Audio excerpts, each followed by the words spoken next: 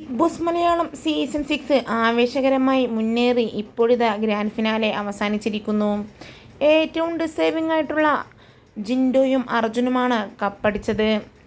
എന്തായാലും അർജുന് കപ്പ് കിട്ടിയില്ലെങ്കിലും അടുത്ത ജിത്തു ജോസഫിൻ്റെ സിനിമയിലേക്കുള്ള നായകനായിട്ടാണ് വേഷം ലഭിച്ചിരിക്കുന്നത്.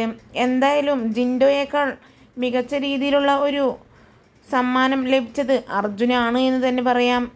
എന്തായാലും ഇത് ആരും തന്നെ ഒരിക്കലും എക്സ്പെക്റ്റ് ചെയ്തിരുന്നില്ല.